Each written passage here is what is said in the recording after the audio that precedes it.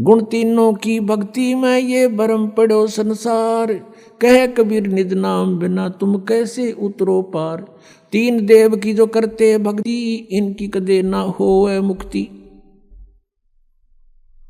600 वर्ष पहले कहा था भगवान ने कि इन ब्रह्मा विष्णु महेश के माता पिता बताऊं धर्मदास कौन है। इनके माता पिता हैं यो ज्योत स्वरूप निरंजन काल, तो इनका पिता है, और दुर्गा अष्टंगी इनकी माता है। रजगुण ब्रह्मा है, सतगुण विष्णु, तम गुण शिव जी। और इन तीनों देवों की जो भक्ति करता है उनकी मुक्ति नहीं हो सकती, ये नासवान है। तो इस बात का विरोध हुआ था 600 वर्ष पहले परमात्मा का बहुत जबरदस्त। परमात्मा के ऊपर, कबीर देव जी के ऊपर कैर तुड़वा दिए थे नकली गुरुओं ने, मंडलेश्वरों ने, कि ये झूठा है, कपटी है, ऐसा वेदों और सदग्रंथों में कहीं नहीं लिखा। और परमात्मा कहा करते थे हम ही अलखला हैं, और कुतुब गोस और पीर, गरीबदास खालिक धनी हमरा नाम कबीर। इस बात से और चढ़ गए कि तो एक दुल्हा अपने आप को भगवान कहता है। देखो कितना मूर्ख है, भगवान तो निराकार है, ये है। जैसा भी उन्होंने ये हुआ बाई का ज्ञान ग्रहण कर रखा था, इससे भगवान का विरोध स्वयं भी किया, जनता को भी शत्रु बना दिया, ताकि ये काल का जाल था कि कोई पहचान ना ले भगवान को और सच्चाई का इनको पता ना लग जाए। पुण्यात्मा पहले तो ये दिखाते हैं कि परमात्मा कैसी लीला करता है। इन वेदों में भगवान साकार लिखा है, और अपनी माता दुर्गा से ब्रह्मा जी प्रसन्न करता है कि माता जी परमात्मा को निराकार बताते हैं, और वेदों में कुछ साकार लिखा है। यानी हमारा जो अनुभव है वो वेदों के विपरीत है, उसमें बहुत अंतर है। अब आप बताइए हमें, वो ब्रह्म आप ही हो या कोई और है? तो दुर्गा कहती है कि मुझ में और उस ब्रह्म में कोई अंतर नहीं है, और तुम्हारे ऊपर कोई आपत्ति आ जा तो हम दोनों का स्मरण करना, तुम्हारे सब कार्य सिद्ध हो जाएंगे। तो इससे सिद्ध है कि ये विचलित किए हुए हैं, सच्चाई से अपरिचित रखा इन अपने पुत्रों को भी, तो उन्हीं से ग्रहण, इन ऋषियों ने ज्ञान ग्रहण कर लिया, ये भ्रमित ज्ञान। अब वेदों में क्या बताया हमने, देखो परमात्मा को पहचानने के लिए कोई आधार बनाना पड़ता है। अब जैसे ये राधा स्वामी पंथ वाले हैं, ये कैसे भ्रमित कर रखा है इस समाज को। ये भोली आत्मा श्रद्धालु कहते हैं, हमारे गुरुजी तो ये कहते हैं हम तो सीधा त्रिकुटी से शुरू करते हैं भक्ति का मार्ग, और हमने वेदों की आवश्यकता नहीं, क्योंकि वेद भी तो किसी ने लिखे हैं, और हमारा ज्ञान तो वेदों से बहुत ऊपर का है। जो श्री शिवदयाल जी परम धड़ी के हैं, उसको उस हजूर साहब ने आप आके भेद खोला है उस सचखंड का। उसने कह का भी नहीं पता। उस शिवदयाल जी ने, राधा स्वामी कहें जिसने, जो राधा स्वामी पंथ का प्रवर्तक जाना जाता है, उस शिवदयाल जी, उसको कह का नहीं पता सतलोक और सचखंड के बारे में। पुण्यात्मा इस दास के साथ ये संघर्ष हो रहा है, मैं कहूँ साची, और श्रद्धालुओं ने ज्ञान कति उल्टा ग्रहण कर रखा है, वो मानव विरोध इस बात का। मेरा कोई शौक नहीं है किसी की निंदा करना। अगर तुम इसको निंदा मानते हो सच्चाई को कहने को, लेकिन सच्चाई कहना निंदा नहीं, एक परोपकार होता है, और इस परोपकार में चाहे कितना भी कष्ट उठाना पड़े वो भी हमने सहन करना चाहिए, ताकि आने वाले समय में पूरा विश्व की भलाई हो जाएगी इससे, पूरे विश्व की। जैसे पहले अपने हिंदू समाज में एक सती प्रथा थी, किसी का पति मर जाता था तो उस लड़की को साथ फूंका करते थे। तो उसके लिए संघर्ष किया बुद्धिमान व्यक्तियों ने कि ये गलत बात है, अपने संस्कार बस कोई भी कभी मर सकता है, ये क्या मतलब उसने गेल्ला फूको, ऐसा निर्दयी, ऐसा जुल्म, ऐसा कहर टूट रहा है। तो उसका भी बहुत विरोध हुआ था, लेकिन उन्होंने संघर्ष किया कि नहीं, ये गलत कार्य है, ऐसा नहीं होना चाहिए। अब देखो धीरे धीरे खत्म हो गया, अब सब सुखी हो गए। तो ऐसे ही आज ये वही स्थिति हमारे साथ सब विरोध इसलिए करते हैं कि उनकी दुकानें बंद हो जाएंगी, उन संतों की जिनने दुनिया को गुमराह कर दिया और उनको नरक भेज रहे हैं, काल के जाल में फंसा रहे हैं, उनका जीवन नष्ट कर रहे हैं। लेकिन दास को कोई परवाह नहीं इस बात की। हम किसी की निंदा नहीं करते। हमारा उद्देश्य किसी कोई धन उपार्जन करना नहीं है। हमारा उद्देश्य केवल सत्य को ऊपर लाना है और पूरे विश्व का कल्याण करना हमारा उद्देश्य है, मानव मात्र का। और इससे जब दया भाव उत्पन्न होगी तो सब जीवों के प्रति अपने आप दया आ जाएगी। ना कोई मांस खावे, ना शराब पीवेगा, ना अन्य बकवादा करेगा, केवल भगवान भजेगा। सिंपल वैसे रहा करेंगे। एकदम सतयुग जैसा माहौल फिर से आएगा, देख लेना। ये माया की दौड़ की हवस खत्म हो जाएगी। ये बिल्कुल शांत हो जाएगा प्राणी कि किसके लिए डलेड हो रहा है। अरबपति, खरबपति, पृथ्वीपति यहीं छोड़कर चले गए, भूत बने फिर रहे। तो हम सबसे पहले आपको वेदों से परिचित कराते हैं कि वो परमात्मा, उस परमेश्वर के बारे में वेद क्या बताते हैं। अगर वेदों में लिखा तो फाइनल है, और जो ये कहते हैं हम वेदों को नहीं मानते, तो उनसे तो फिर चर्चा करना ही व्यर्थ है। फिर उनको मनाएंगे संत भाषा से, क्योंकि एक सूक्ष्म वेद और है जिसको वो सत्य मानते हैं। कबीर जी की वाणी को, आदरणीय परमेश्वर परम पूज्य कबीर जी की वाणी को, आदरणीय नानक साहब जी की वाणी को भी सत्य मानते हैं। और उन महापुरुषों ने परमात्मा को पाया है, कबीर जी को, उनकी वाणी में बिल्कुल सही लिखा है, लेकिन उन्होंने अर्थ उल्टे कर रखे हैं। जैसे वेदों के अर्थ उल्टे कर दिए, गीता जी के वो अर्थ उल्टे कर दिए, ऐसे ये भ्रमित हैं। उसको हमने सेट करना है। अब वेद क्या बताते हैं उस प्रभु के बारे में, आपको दिखाते हैं। ऋग्वेद, वो परमात्मा कौन है, वो कैसी लीला करता है, देखिएगा। ऋग्वेद प्रकाशक हैं सार्वदेशिक आर्य प्रतिनिधि सभा, महर्षि दयानंद भवन, रामलीला मैदान, नई दिल्ली से। और यहाँ देखिएगा मुद्रक हैं Prince of set printers, 1510 Pataudi house, Daryaganj, नई दिल्ली से। इसमें आपको दिखाते हैं ऋग्वेद मंडल नंबर 9 और सूक्त नंबर 86 इसका मंत्र 26 में है। यज्ञ करने वाले यजमानों के लिए परमात्मा, इसका अर्थ है यज्ञ माने धार्मिक अनुष्ठान करने वाले, यजमानों माने भक्तों के लिए परमात्मा, यानी जो धार्मिक अनुष्ठान करते हैं उनके लिए परमात्मा सब रास्तों को सुगम करता हुआ, उनके विघ्नों को यानी उनके संकटों को नष्ट कर देता है, मर्दन करता है, और उनको पवित्र करता हुआ अपने रूप को सरल करता हुआ। भगवान साकार हुआ, अपने रूप को सरल करता हुआ, वह कांतिमान परमात्मा। अभी इन्होंने ये लिख दिया, कबीर का अर्थ सर्वज्ञ कर दिया है। ये देखो, ये ऊपर है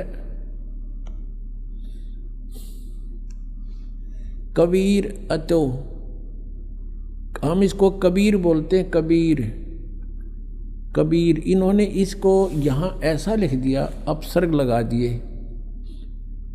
अब भी हम इसको कबीर बोल रहे हैं या कवि ही कहें, जैसे पुनर्जन्म पुनः कहो, पुनर्कहो, पुनर्जन्म कहो, कबीर।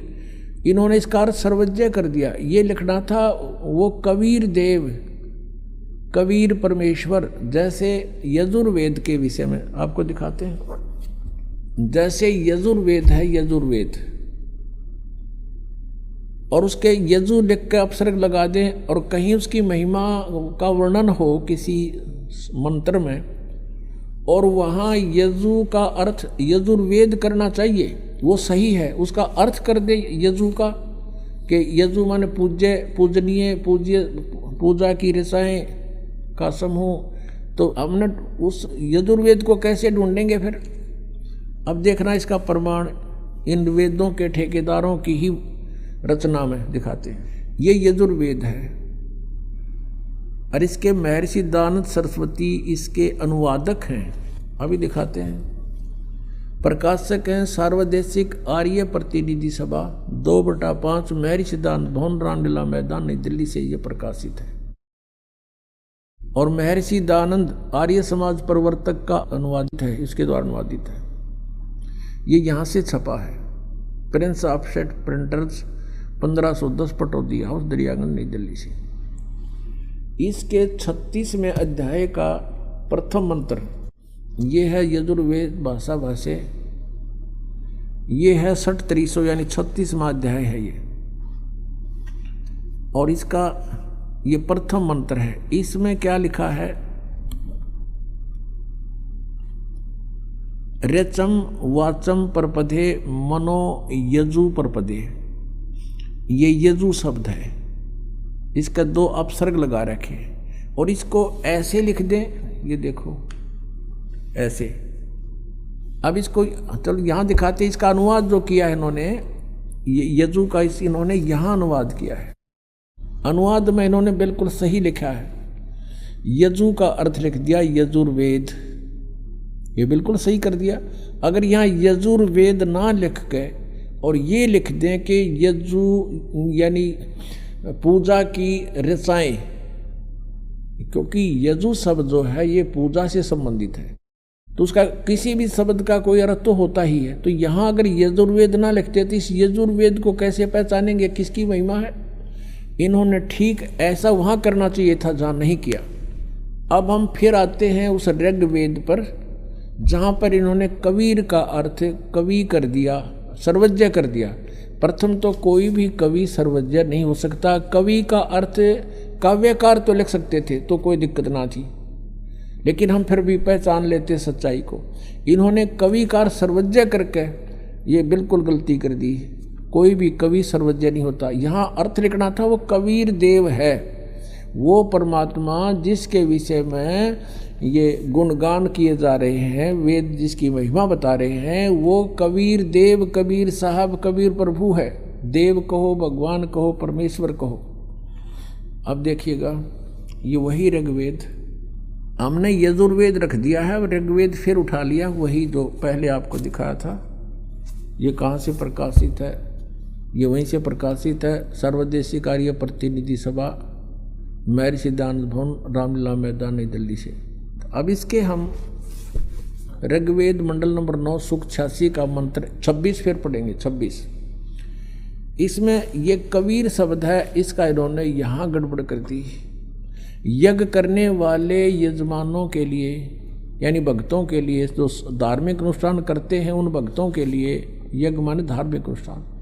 परमात्मा सब रास्तों को सुगम करता हुआ उनके विघ्नों को मर्दन करता है, उनके विघ्न, उनके संकटों का नाश करता है और उनको पवित्र करता है, यानी सब बुराइयों से हटा देता है और अपने रूप को सरल करता है। तेज पुंज अन्य दे धर के, हल्के तेज पुंज का शरीर बनाकर परमात्मा वो कांति में, यहाँ लिखना था वो कबीर देव, ये कबीर देव लिखना था। कबीर देव, कबीर साहब, कबीर भगवान, विद्युत के समान क्रीड़ा करता हुआ और वर्णीय पुरुष को यानी अच्छी आत्मा को प्राप्त होता है, वहाँ से चलकर आता है। यहाँ देखना अब 27 मंत्र में ऋग्वेद मंडल नंबर 9 सूक्त 86 का मंत्र 27 पढ़ रहे हैं हम, 26 पढ़ लिया हमने ये इसका। अब इसमें क्या लिखा है कि जो परमात्मा प्रकाश पुंज परमात्मा को बुद्धि वृत्तियां विषय करती हैं, जो परमात्मा ध्रुवलोक के तीसरे पृष्ठ पर विराजमान है या वहाँ पर रहता है, यो ध्रुवलोक के तीसरे स्थान पर, तीसरे पृष्ठ पर, तीसरे भाग पर ऊपर रहता है, यानी एक देशीय भगवान सिद्ध हो गया कि कहीं एक स्थान पर रहता है। और वहाँ से फिर देखना अब ऋग्वेद मंडल नंबर 9 सूक्त 82 का ये देखिएगा, ऋग्वेद मंडल नंबर 9 सूक्त 82 और मंत्र नंबर 1 82 का ये मंत्र नंबर 1 है। सर्वो उत्पादक प्रभु, सबकी सृष्टि रचने वाला प्रभु यानी परमात्मा प्रकाश रूप है, सद्गुणों की वृष्टि करने वाला है, पापों को हरण करने वाला है। वह है राजेव, राजा के समान। ये देखना 269 पर हम पढ़ रहे हैं, 269 पर। अब 270 पर हम आगे, देखो ना, सोचो और पृष्ठ दिखा दिया होगा। 270 पर हम आगे 270 पर। तो राजा के समान दर्शन यह है। यहाँ आपने देखा राजेव, राजा के समान, राजा के, और यहाँ लिखा है समान। दर्शनीय माने देखण जोगा है, दिखाई देता भगवान मनुष्य जैसा है, नर आकार है। और वह पृथ्वी आदि लोक लोकांतरों के चारों ओर शब्दमान हो रहा है। वह वर्णीय पुरुष को यानी अच्छी आत्मा को, श्रेष्ठ आत्मा को, जो दृढ़ भक्त है उसको पवित्र करता हुआ प्राप्त होता है। यानी परमात्मा कैसे और जिस प्रकार विद्युत स्नेह वाले स्थानों को आधार बनाकर प्राप्त होता है, इसी प्रकार परमात्मा, उक्त गुण वाला परमात्मा भी ऐसे ही करता है। अब यहाँ उद्देश्य क्या होता है उस भगवान का? अब ऋग्वेद मंडल नंबर 9 सूक्त 82 के मंत्र नंबर 2 में बताया है कि हे परमात्मन, उपदेश करने की इच्छा से यानी तत्व ज्ञान बताने की इच्छा से आप महापुरुषों को प्राप्त होते हो, अच्छी आत्माओं को मिलते हो, महान आत्माओं को। और आप अत्यंत गतिशील पदार्थ के समान यानी बहुत तेजो गति में चलने वाले की तरह हमारे आध्यात्मिक यज्ञ को प्राप्त होते हो। आप कवि का अर्थ लिख दिया, कवि सर्वज्ञ है, आप कबीर देव हैं। परमात्मा ने 600 वर्ष पहले कहा था, वेद मेरा भेद है, मैं ना वेदन के माही और जौन वेद से मैं मिलूँ। वो वेद जानते नहीं, वेद मेरी महिमा गा रहे हैं, पर इन में वर्णित विधि से मेरी प्राप्ति नहीं हो सकती। वह परमात्मा कबीर देव है, शुद्ध स्वरूप है। हमारे पापों को दूर करके हे अमर परमात्मा, हे सोम, आप हमको सुख दें और भाव को उत्पन्न करते हुए आप हमको सुख दें और प्रेम भाव को उत्पन्न करते हुए पवित्रता को उत्पन्न करें। ये वैसे यहाँ ये देखो ये कितने विचलित हैं। यहाँ इन्होंने निजम का अर्थ पवित्रता कर दिया। यहाँ लिखना था आप अपने उस रूप में ही, उसी साकार रूप में हमें प्राप्त हों या प्रकट हों। अपने आत्माओं ये स्पष्ट हो गया कि कबीर परमात्मा है और वो यहाँ अपने सतलोक से चलकर गति करके आता है, अच्छी आत्माओं को मिलता है, उनको तत्व ज्ञान से परिचित कराता है। अब फिर और दिखाते हैं आपको। ऋग्वेद मंडल नंबर 9 सूक्त 96 का 16वां मंत्र है। उसमें पूछा है कि हे परमात्मा, आप अपना नाम बताइए, आपका वास्तविक नाम क्या है? देखिएगा ऋग्वेद मंडल नंबर 9 सूक्त 96 इसके 16 मंत्र में, मंत्र नंबर 16 में कहा है कि हे परमात्मन,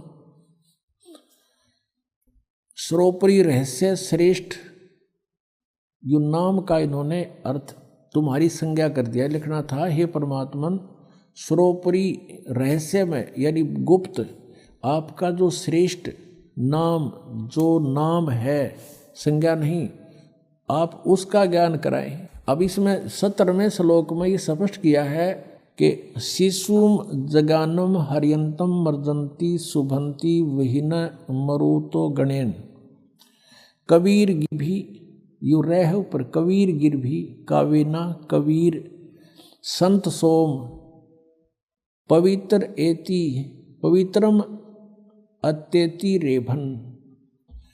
इसका सीधा सारथ है कि जो परमात्मा अपनी लीला अनुसार एक शिशु बालक का रूप धारण करके जानबूझकर प्रकट होता है और वो अपनी महिमा की कबीर वाणी के द्वारा काव्य यानी कविताओं से अपनी महिमा का गुणगान करता है ऊंचे स्वर में, रेबन माने ऊंचे स्वर में बोल बोल के, और वो कबीर देव होता है और वो होता है परमात्मा, उसका नाम कबीर देव है। अभी इन्होंने क्या कर रखा है, शिशुम का अर्थ कुछ और ही कर दिया है।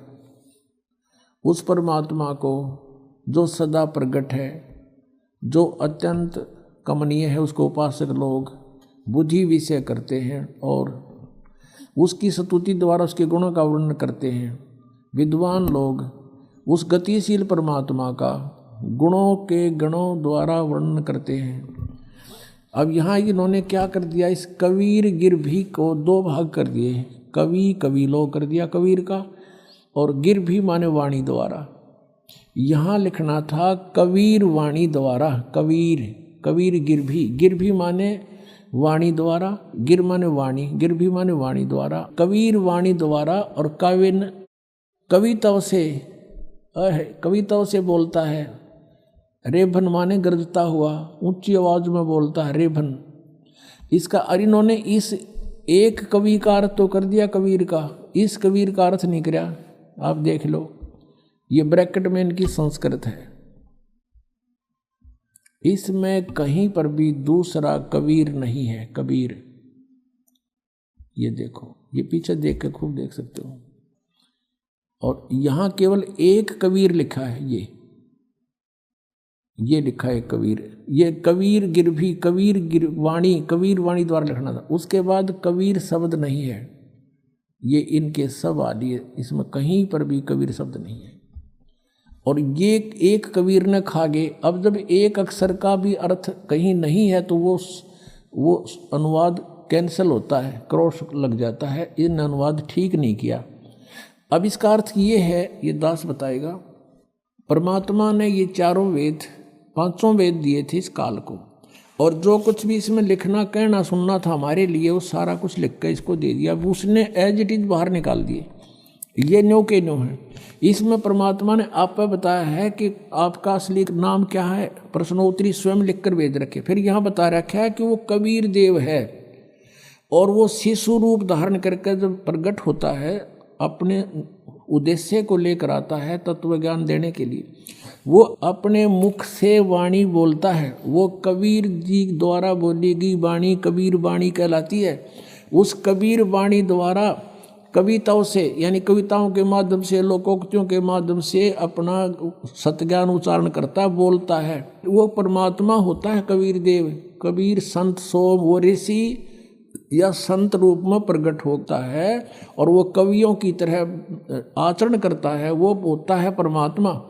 अब देखो, ये बताते भगवान निराकार है और वेदों के ठेकेदार बन रहे, और वेद भगवान को साकार बतावें, एक देशीय बतावें।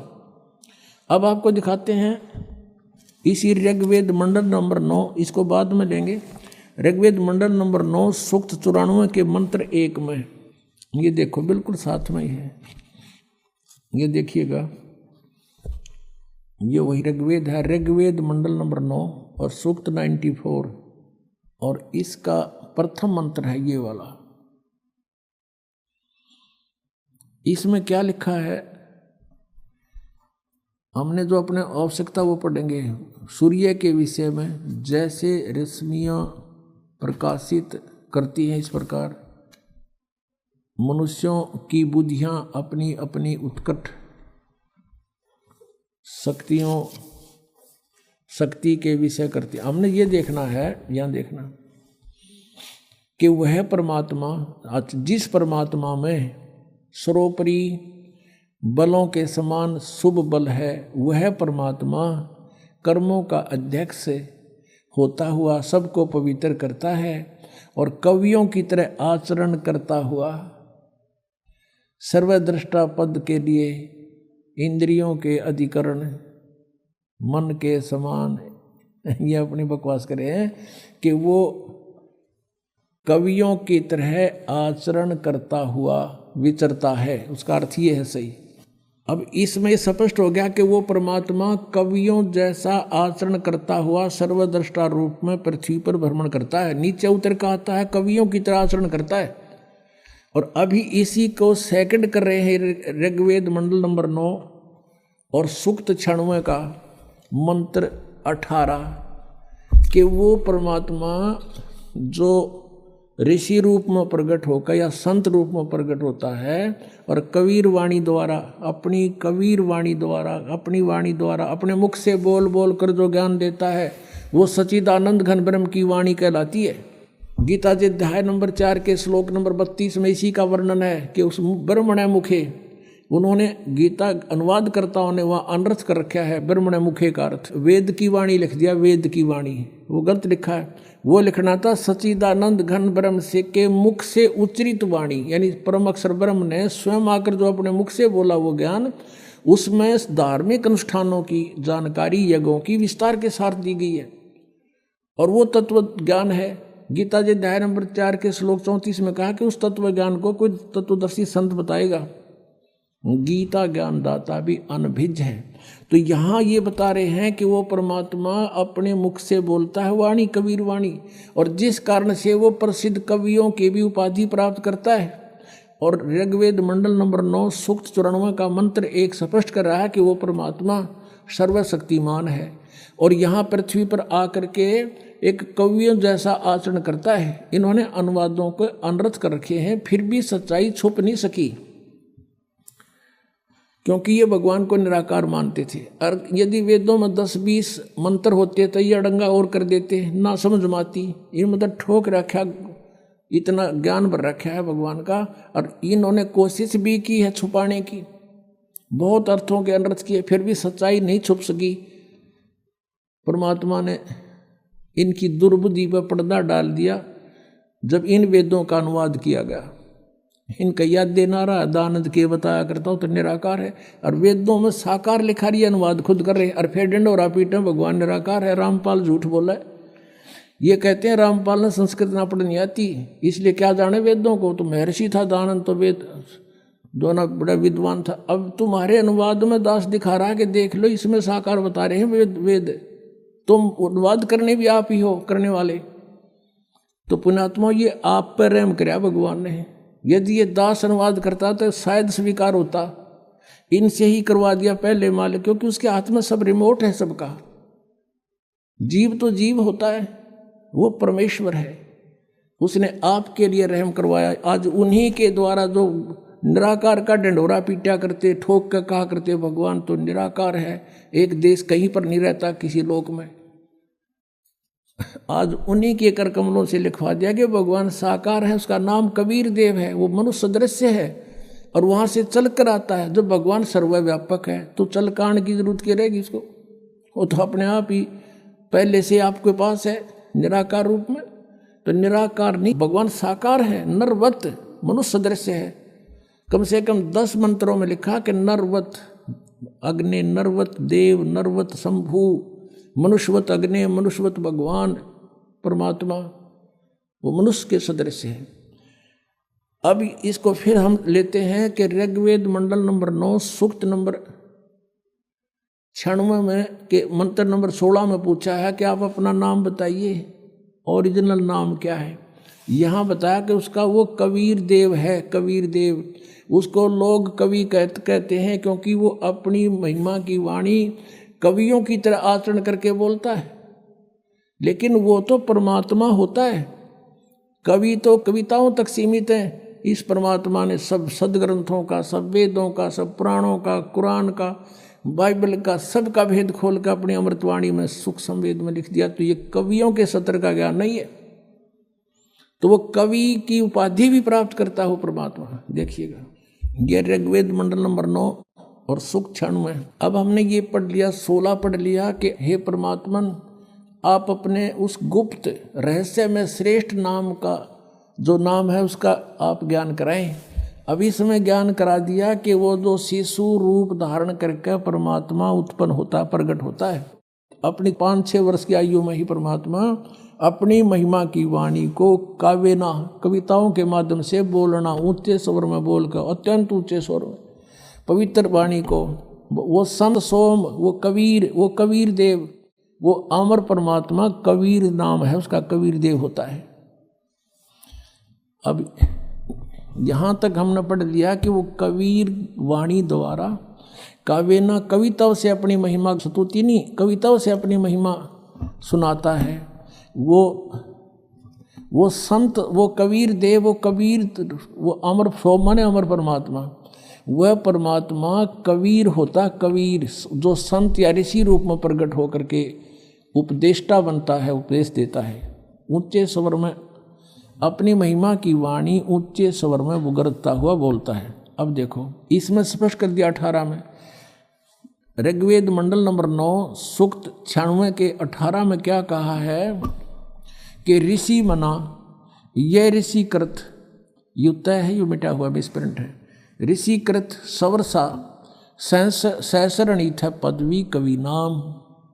है कहते वो परमात्मा जब ऋषि या संत रूप में प्रकट होता है, उस ऋषि कृत यानी ऋषि कहो, ब्राह्मण कहो, संत कहो, उस संत रूप में या ऋषि रूप में प्रकट परमात्मा के द्वारा ऋषि कृत, और ऋषि मना साधु स्वभाव के भक्तों के लिए वो सवर्षा माने बहुत आनंददायक उनकी वाणी होती है, वो असंख्यों वाणी बोलता, हजारों वाणी बोलता, इससे शरण इत्था माने हजारों वाणी। और वो कवि नाम पदवी, वो एक प्रसिद्ध कवियों की उपाधि भी प्राप्त करता है इसी कारण से, क्योंकि वो अपनी महिमा की वाणी को काव्य ना कविताओं से उच्चारण करता है, गरजता हुआ बोलता है, ऊंचे स्वर में दहाड़ता है। चारों युग में संत पुकारे, कूक कहा हम हेल रे। परमात्मा भी कहते हैं मैं रुक के मार मार के कहा करता हूँ चारों युगों में, और हीरे मोती माणिक बरसाएं ये जग तुलता ढेल रे। तो कहते हैं वो गरजता हुआ, भगवान भी कहते हैं मैं ऐसे ही बोलता हूँ जो वेद बता रहे हैं। ऋषि मना, ये ऋषि कृत सवर्षा, यानी स्वर्ग, स्वर्ग जो कह रहे हैं स्वर्ग हो गया भाई, बड़े आनंद आ गया। और सहसरणित है, हजारों वाणी बोलता है, जिससे कवि नाम पदवी, कवियों की पदवी भी प्राप्त करता है। और तृतीयम धाम मही से शेषा संत सोम विराजमान राजती विराजमानु, उसमें विराजमान है वो परमात्मा उस तीसरे धाम में रहता है। एक लोक तो ब्रह्म का, दूसरा लोक अक्षर पुरुष का, और तीसरा परम अक्षर पुरुष का सतलोक है, वो सतलोक में रहता तीसरे धाम। अब देखो इनके द्वारा अनुवाद, इन्होंने ज्ञानवाद किया है। ऋग्वेद मंडल नंबर 9 सूक्त 96 का अब मंत्र हम 18वां पढ़ रहे हैं। हे सोम स्वरूप परमात्मा, पालन की इच्छा करता हुआ जो महान परमात्मा, तृतीयम धाम, ये बालक भी समझ ले कति जिसने ये कह आते हो, तृतीयम धाम तीसरे धाम में, इन्होंने क्या लिखा है देवयान और पितरान, इन दोनों से पृथक तीसरे धाम में यानी सतलोक में है, उसमें विराजमान है। इन्होंने लिख दिया वो ज्ञान योगी, यो ज्ञान योगी हटा दिया यहाँ पर अनर्थ करने के लिए। इनका याद आ गई, हमने जब यूँ भगवान लिख दिया तो साकार सिद्ध हो गया, लेकिन यहाँ भूल गए ये। ऋग्वेद मंडल नंबर 9 सूक्त 86 के 27 में भूल गए ये, 9 के 86, ऋग्वेद मंडल नंबर 9 सूक्त 86 का ये मंत्र 27 जो अभी पढ़ा था हमने, कि जो परमात्मा ध्यूलोक के और तीसरे पृष्ठ माने स्थान पर धाम पर विराजमान है, वो तीसरे पृष्ठ पर तीसरे भाग में रहता है। यहाँ तो इनका याद ना आया, ज्ञान योगी भूल गए लिखना ये। अब यहाँ इनका फिर आगे समझ में काल ने प्रेरणा कर दी, तुम क्या गड़बड़ कर रहे हो, इसका अनर्थ करो। काल प्रेरणा से इन्होंने यहाँ के जुल्म किया है देखो। ऋग्वेद मंडल नंबर 9 सूक्त 96 के मंत्र 18 को पढ़ रहे हैं। सोम स्वरूप परमात्मा यानी अमर परमात्मा, पालन की इच्छा करता हुआ जो महान वह परमात्मा, तृतीयम धाम, यह सीधा सा लिखना था, षडंगे की जरूरत नहीं थी। वो तीसरे धाम, जो तीसरा धाम है उसमें विराजमान है, ज्ञान योगी नहीं। ये किसी व्यक्ति विशेष की महिमा नहीं, ये भगवान की महिमा चल रही है। और फिर कवि नाम पदवी, जो कानदर्शियों की पदवी अर्थात मुख्य स्थान है, इसका लिखा वो कवि नाम पदवी, कवियों की पदवी प्राप्त करता है। ऋषि मना, ये ऋषि कृत, ऋषि सब ज्ञानों का प्रदाता, ये लिखना था उस ऋषि कृत ये देखो यहाँ पर है, ये मूल संस्कृत इसकी मूल पाठ है। ऋषि मना ऋषिकृत यु तय है, यहाँ पर कटा हुआ है, इन्होंने ठीक लिख दिया। ऋषिकृत यानी उस ऋषि के द्वारा बनाई गई। जैसे ये देखो इन्होंने यहाँ लिखा महर्षि दानंद कृत, इसमें देख लेंगे हम। ये देख, इसका क्या अर्थ हुआ कृत का? महर्षि दानंद सरस्वती कृत, यानी इनके द्वारा किया गया। तो इसी तरह यहाँ हम देखेंगे ऋषि मना, ऋषि माने साधु संत स्वभाव के मन, उस जैसे मन वाले साहब, यानी कबीर जी के जो अनुयायी होते हैं वो पुण्यात्मा बहुत नर्म आत्मा के होते हैं, सीधे साधे होते हैं, अच्छी आत्मा। और वो ऋषिकृत जो इस ऋग्वेद मंडल नंबर 9 सूक्त 96 के मंत्र 17 में कहा है कि वो कबीर वाणी द्वारा, अपनी वाणी द्वारा कबीर परमेश्वर अपनी महिमा की वाणी बोलता है कविताओं के माध्यम से। और वो संत सोम, वो संत रूप में प्रकट परमात्मा कबीर देव, वो अमर परमात्मा होता है, वो कबीर नाम है उसका, वो अमर परमात्मा होता है। और उस संत रूप में प्रकट या ऋषि रूप में प्रकट उस ऋषिकृत, उस संत के द्वारा, ऋषि के द्वारा बनाई गई सहस्राणीथ शवर्षा यानी हजारों वाणी उस ऋषि मना, उसके अनुयायियों के लिए बहुत आनंददायक होती हैं। वो परमात्मा तीसरे धाम में रहता, इतनी सी बात है बस। और वो उस जिस कारण से वो कवियों की पदवी प्राप्त करता है। इन्होंने ये अनुवाद किया 18वें श्लोक का। वो तीसरे, ये तो हमने पढ़ लिया, वो तीसरे धाम में विराजमान है। ज्ञान योगी नहीं है, वो विराजमान है, वो परमात्मा है। यहाँ देखो ऋषि मना सर्व ज्ञान के साधन रूप मन वाला, ऋषि मना ऋषि जैसे स्वभाव वाले, वह परमात्मा ये सहस्रनीथ है, अनंत प्रकार के सत्वनीय है। सहस्रनीथ माने हजारों प्रकार की वाणी बोलता है वो परमात्मा। और स्वर्ष माने स्वर्ष यानी बहुत उस सुखदायी होती है उसके अनुयायियों के लिए, यानी उनको उनकी वाणी बहुत अच्छी लगती है। फिर 19 में क्या कहा है? ऋग्वेद मंडल नंबर 9 सूक्त 96 के मंत्र 19 में ये खुद कहते हैं तुरियम धाम, एक चौथा, तुरियम माने चौथा, ये तो तृतीयम, ये तृतीय है, तृतीयम ये है तुरियम। तुरियम माने चौथा होता है संस्कृत में, तुरियम माने चौथा, और धाम माने धाम। तो वो परमात्मा तुरियम धाम महिष विभक्ति, उसको वो स्वयं ही आकर बताता है चौथा धाम और है अकय लोक, जिसको कहते हैं हम। पहला लोक हमारे संत भाषा में सतलोक, दूसरा अलख लोक, फिर तीसरा अगम लोक, चौथा है वो तुरियम धाम अकय लोक, जहाँ से परमात्मा ने सबकी रचना की है, नीचे के लोक भी बनाए हैं। विभक्ति माने वर्णन करता है। इन्होंने लिखा तुरियम माने चौथा, धाम माने परम पद परमात्मा है। उस महापुरुष उक्त तुरीय परमात्मा का, तुरीय माने चौथा, तुरियम माने चौथा, चौथे परमात्मा का वर्णन करता। कौन महापुरुष? वो स्वयं परमात्मा आता है, वही परमेश्वर अपने उस संत रूप में, महात्मा रूप में प्रकट अपनी ही महिमा आप ही बताता है। अब देखो 20 में कमाल कर दिया, साकार भगवान सिद्ध कर दिया।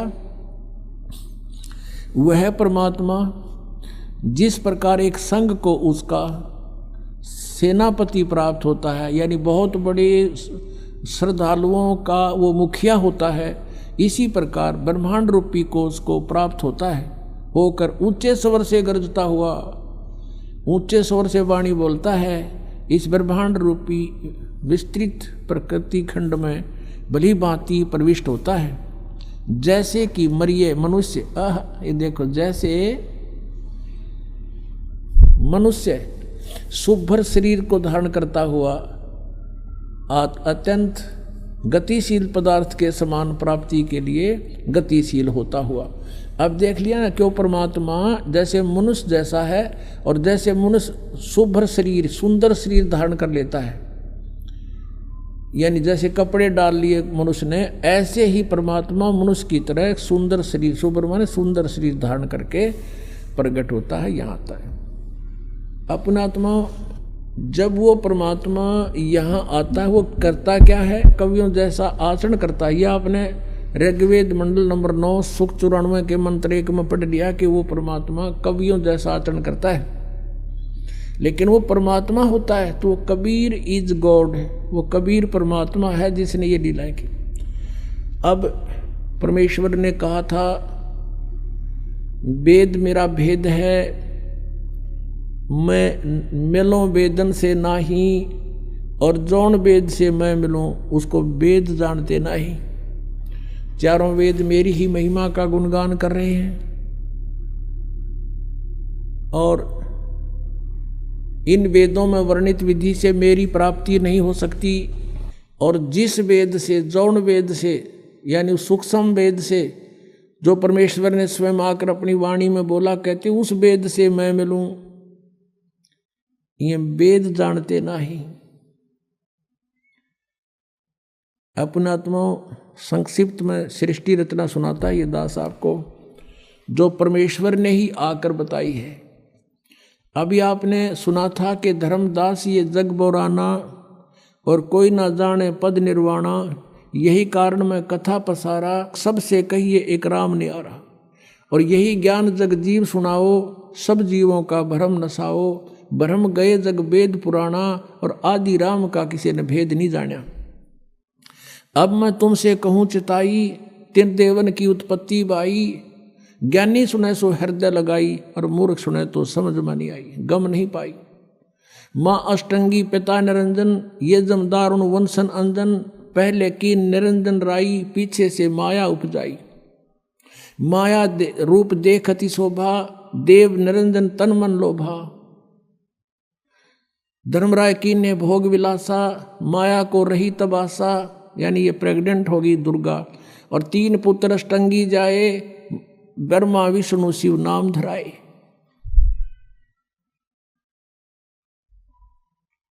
और 3 देव विस्तार चलावे, इनमें यू जग धोखा खावे। इस काल के इस ढमढमे को, इस काल को श्राप लगा हुआ 1 लाख जीव खाने का। और उसके लिए इसने अपने 3 पुत्र पैदा किए दुर्गा से। इनको अचेत कर दिया, इनको खुद स्वयं नहीं मालूम हमारा पिता कौन है। और उसने इनको एक एक गुण युक्त कर दिया। ब्रह्मा को रजगुण से परिपूर्ण कर दिया, विष्णु जी को सतगुण से, और शंकर जी को तमोगुण से परिपूर्ण कर दिया। तीनों गुण कहो चाहे 3 देवता कहो। अब इनके प्रभाव से हम यहाँ उत्पत्ति, आपस में मोह और मार काट, एक दूसरे ने काट दें मार दें जैसे हाहाकार मचा रखी है। हिंदू मुसलमान का झगड़ा, हिंदू हिंदू का झगड़ा, कि तो मुसलमान मुसलमान का दुश्मन, राजाओं की लड़ाई, कि तो फ्लड आ गया, कहीं पर एक्सीडेंट दुर्घटना में इसने कति बुच्चड़ खाना बना रखा है 21 ब्रह्मांड। और हम बाकी ने सोचा हम तो नहीं मरे, बाकी वो मर गया फलाना, अच्छा वो हो भाई बड़ी बुरी हुई। और अपना अपन कहना अब अपना नंबर नहीं, नंबर तो 100 दिन, पर हम आँख मीच रहे कबूतर की तरह, पर कब तक मीचेंगे। तो इस ज्ञान से फिर हमारी आँख भी खुलेंगी, और हमें वो भगवान मिल जाएगा जो इससे आउट कर देगा। ये हमें नहीं मार सकता फिर किसी सूरत में भी। अगर यहाँ भी तुम जीना चाहते हो सुख से, तो इस मालिक की शरण में रहना पड़ेगा, ताकि वो कसाई खावे को ना अपने। तो वो परमात्मा कबीर देव है, कबीर साहब है, यहाँ हाहाकार मचा रहा है। किसका उद्देश्य ये कि इनको सबको यहाँ दुर्गति करूं, ये भगवान की भक्ति ना कर सके, ऐसी स्थिति का शरीर दे दिया हमारे को। इसमें कभी बीपी हाई हो रहा, कभी लो हो गया, कदे जाड़ बढ़वानी, कदे आँख बढ़वानी, कभी कुछ हो रहा है, कदे कुछ एलर्जी होगी, फलाना हो गया। सारा ब्राह्मटी इस जीव की है, और इस पेट के लिए सारा दिन लगे रहो। परमात्मा की तरफ जानना ना जाओ, और यदि कोशिश करें परमात्मा की तरफ तो उल्टा ज्ञान ग्रहण करा दिया सबसे। अब डोए जाओ डले रहना काल के जाल में। तो उस परमेश्वर ने दया करी हमारे ऊपर के मेरे बच्चे दुखी हो गए। सतलोक में रहा करते थे, वहाँ कोई इनको दुख नहीं था। अपने के लिए अपना ही दुखी होता है, और उसके लिए वो परमात्मा हमारे लिए भटक रहे हैं। हमने वहाँ गलती की थी। अब 10 मिनट में एक वर्बली आपको सृष्टि रचना सुनाएंगे। पुण्यात्माओं, आप बुद्धिमान हो, अब कोई बालक नहीं, बहुत बुद्धिमान व्यक्ति हो गया है मानव इस कलियुग के अंदर। ये भी देन परमात्मा की है। तो आप जी ने बहुत गहराई से सोचना पड़ेगा इस दास का उद्देश्य क्या है, और परमात्मा सतलोक से चल के इस गंदे लोक में क्यों आया, क्या आवश्यकता थी उनको, क्योंकि वो हमारा पिता है। हमारे साथ यहाँ धोखा करके हमें रोक रखा इस काल ने, और अपने के लिए अपना ही दुखी होया करे।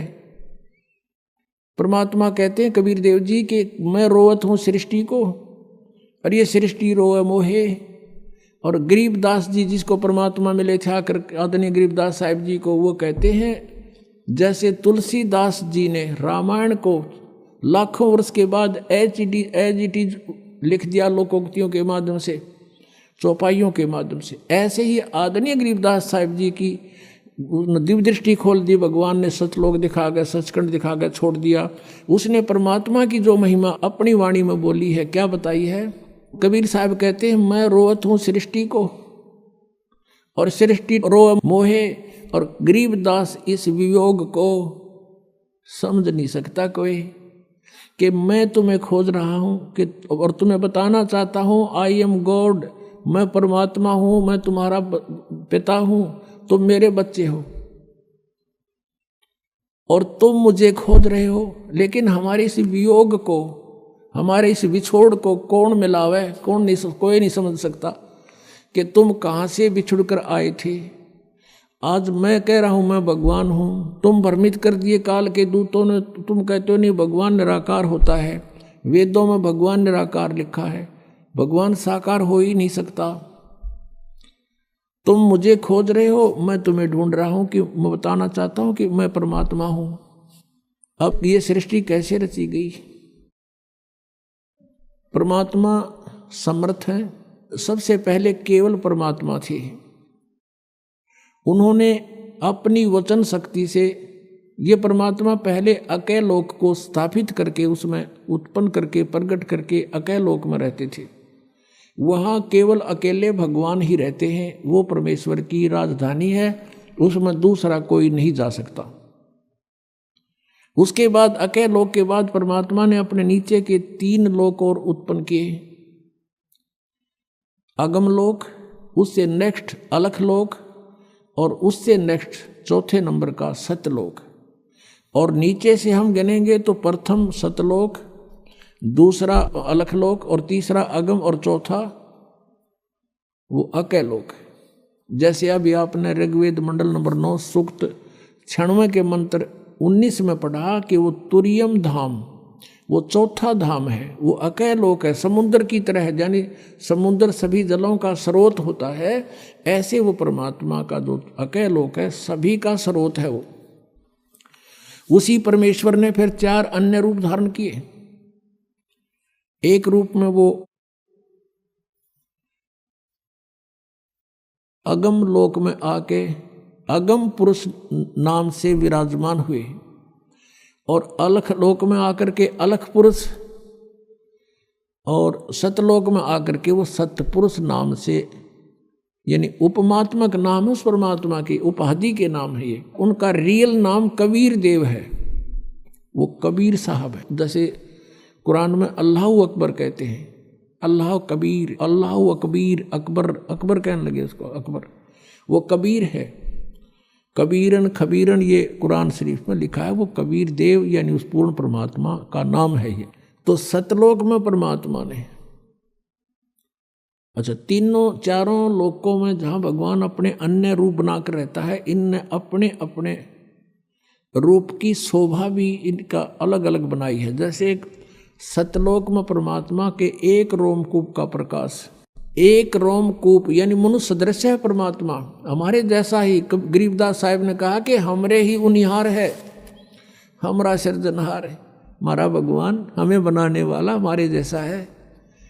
और आपने वेदों में देख लिया राजा के समान, और नरवत, ये तो निरे दिखा दूं आपने, मनुष्य के तुल, इन्होंने अड़ंगे कर रखे इन वादों का, लेकिन मूल पाठ के अंदर स्पष्ट है नरवत, मनुष्यवत अग्नि, नरवत देव, नरवत मनुष्यवत शंभु, मनुष्य जैसे भगवान, मनुष्य जैसा परमात्मा, मनुष्य सदृश है।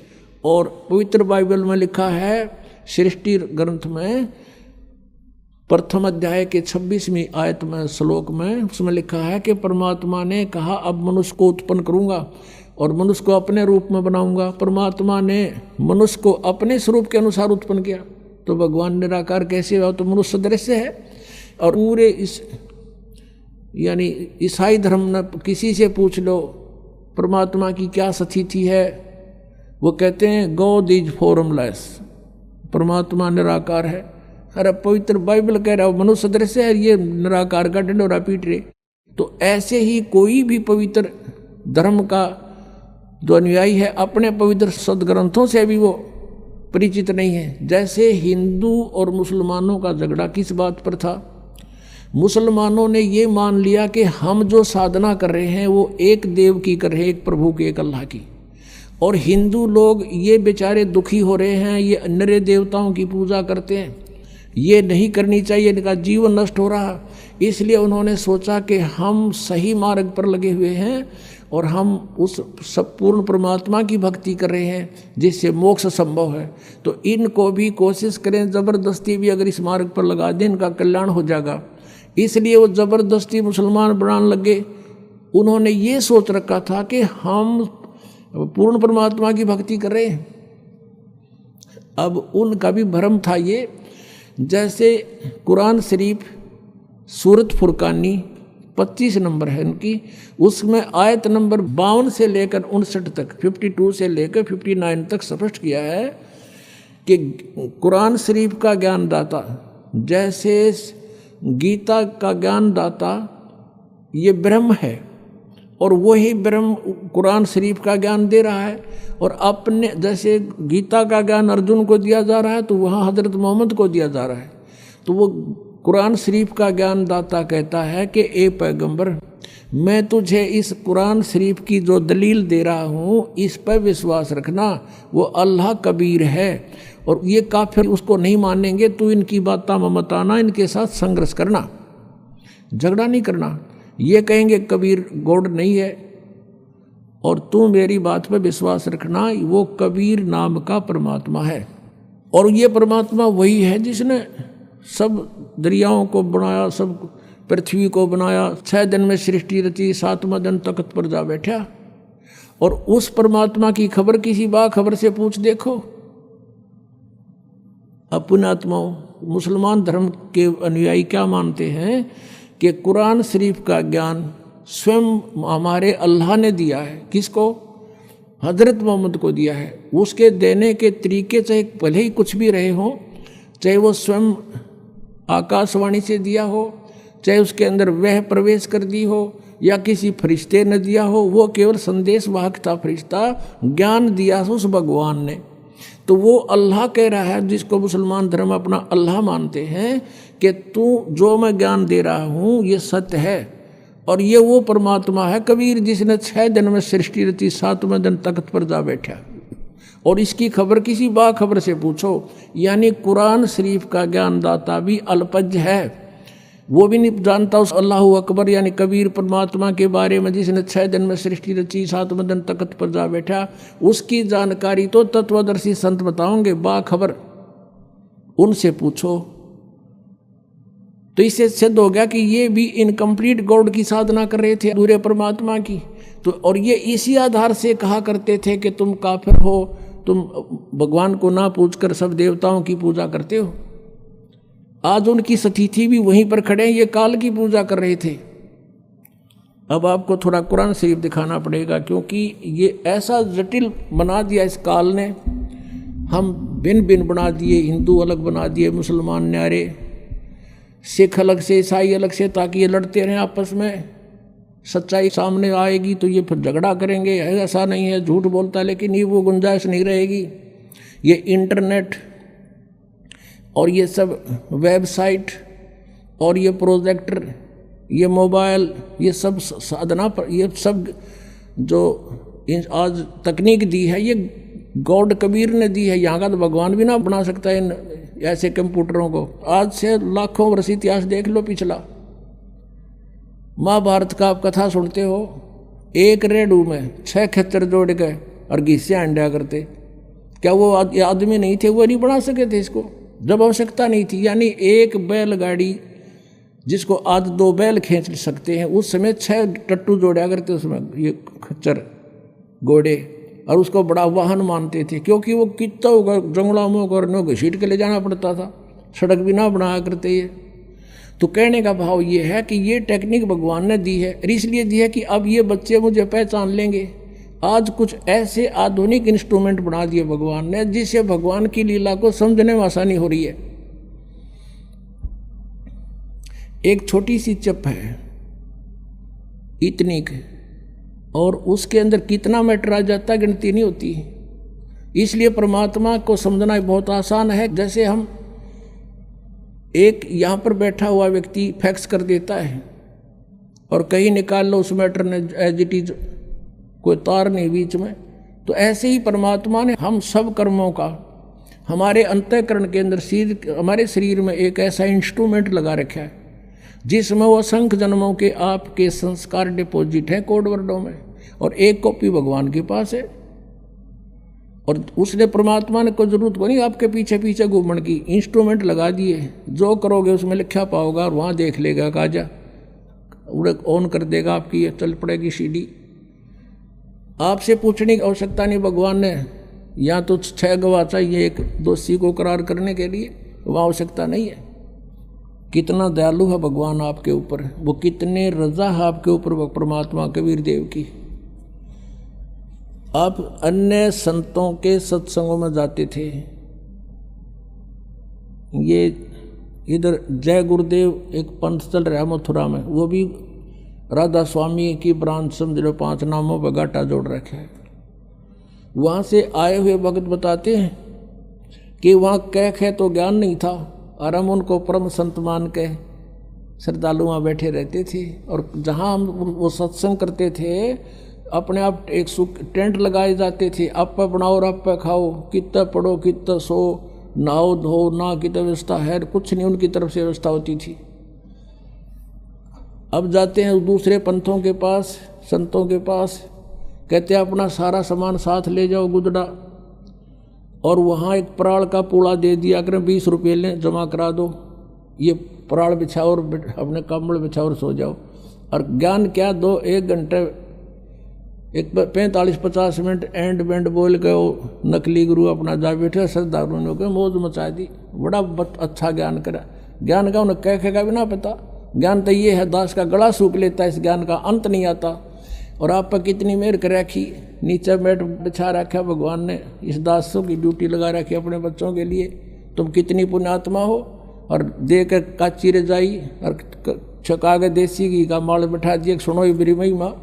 ये हो दयालु परमात्मा, हम खोज रहे थे, हमें ढूंढा नहीं मिल रहा था, ये यहाँ भी इतना सुख देगा तो वहाँ तो पता नहीं क्या कर देगा। जब दूसरे के लोक में इतना सुख दे रहा परमात्मा ने, दूध की नदी बहा रखी, देसी घी की बहा दी, या कोई भी दूसरी वस्तु प्रयोग नहीं होती, सब देसी घी का सब व्यवस्था बनती है। तो ये सतलोक से आता पुण्यात्मा, यहाँ का नहीं है। वो कहते हैं जब परमात्मा कबीर देव जी आए थे, उनके साथ मजाक कर दिया था, और 18 लाख व्यक्तियों को चिट्ठी लिख दी थी, कबीर जी भंडारा करेंगे।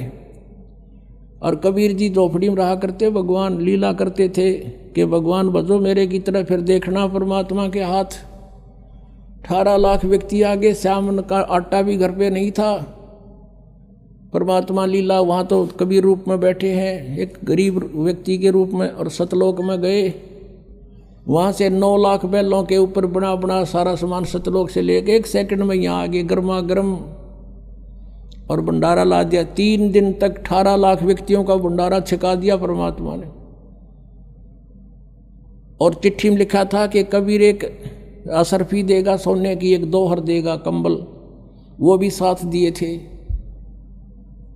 यानी उनका मुंह मोड़ने के लिए जो भगवान कबीर जी को नीचा दिखाना चाहते थे, तो पुण्यात्माओं, तब कबीर जी ने कहा था, ये खाकी खंजूसपुर अन का नहीं सुमार।